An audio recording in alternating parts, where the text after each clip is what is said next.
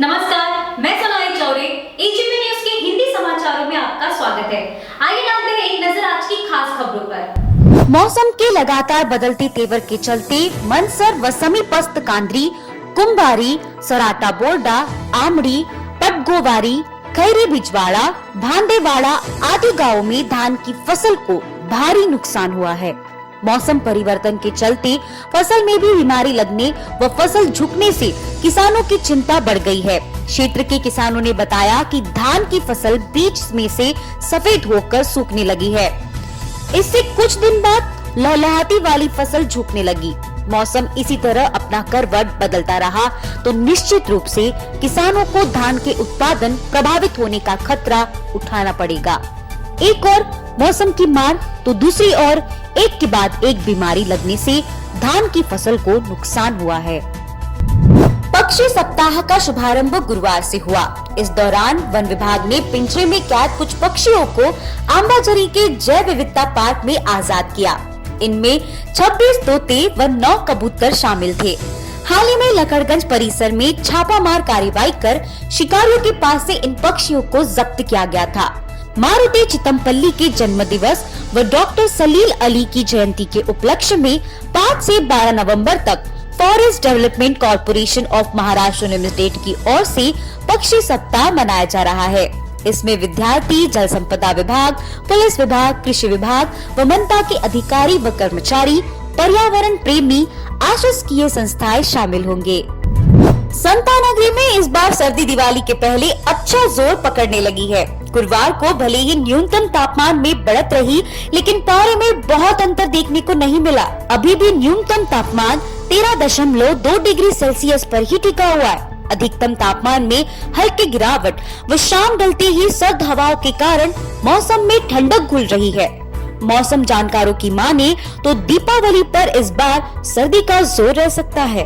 गुरुवार को 0.3 degree Celsius की गिरावट होने से अधिकतम तापमान 32.4 डिग्री सेल्सियस दर्ज किया गया, जो औसत से 0.7 डिग्री सेल्सियस अधिक है।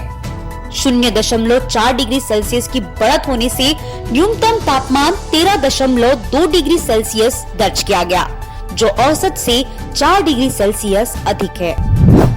वर्धा जिला में आरवी तहसील के साड़फड़ रेती घाट से अवैध रेती की चोरी की सूचना महसूल विभाग को लगातार मिल रही थी। उसी के आधार पर आरवी के तहसीलदार विद्यासागर चौहान के निर्देश पर अचानक विभाग के पटवारी व अन्य लोगों ने भेंट दी तो उन्हें वहां अवैध रेती का उत्खनन कर जमाव दिखाई दिया। महसूल विभाग के कर्मचारियों ने उसे जब्त करने की कार्यवाही को अंजाम दिया और 30 ब्रास रेती तहसीलदार कार्यालय में जमा की गयी। आगे की कार्यवाही तहसीलदार विद्यासागर चौहान के नेतृत्व में जारी है। त्या ठिकाणी सलग 2 दिवशी आम्ही त्या ठिकाणी आमच्या पथकाने धाडी टाकलाय।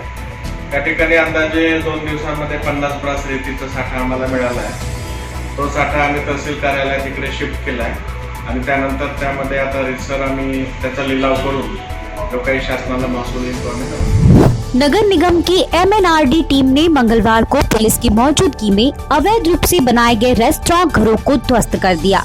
हिंगना मार्ग के LP के 9 रेस्टोरेंट के होर्डिंग को JCB की मदद से ढहा दिया गया है और कॉटेज और बार और रेस्टोरेंट को भी ध्वस्त कर दिया गया है। उपायुक्त ने बताया कि इस क्षेत्र में कई दिनों से अवैध निर्माण और अवैध निर्माण कार्य चल रहा था। इसकी जानकारी तोड़ो दस्ते को मिली थी। उपायुक्त ने कहा, अगर कोई अन्य जानकारी इस तरह से प्रकाश में आती है तो उसके खिलाफ भी इसी तरह की कार्यवाही की जाएगी। LPK 9 म्हणून बार रेस्टॉरंट इथं आहे हिंगणा पोलीस स्टेशन हद्दीमध्ये। इथं बऱ्याच इलिगल ॲक्टिव्हिटी चालायच्या। पोलीस डिपार्टमेंटकडून बऱ्याच रेड्स इथं झालेल्या आहेत। NMRD च्या एकंदरीत रेकॉर्डवर इथं जे कुठल्याही प्रकारची परवानगी घेतलेली नव्हती, इलिगल कन्स्ट्रक्शन केलेलं होतं। NMRDनं हे बांधकाम आहे पूर्ण पाडत आहेत। इथं ज्या इलिगल ॲक्टिव्हिटी होत्या त्यामुळे बंद होणार आहे। अशा प्रकारच्या इतरही कुठं ठिकाणी असतील तर 100% NMRD आणि पोलिसांच्या सहकार्यानं अशा ॲक्टिव्हिटी आपण त्याच्यावर कडक ते कडक कारवाई करू। ताज़ा खबरों में बने रहने के लिए देखते रहिए AGP न्यूज। हमारे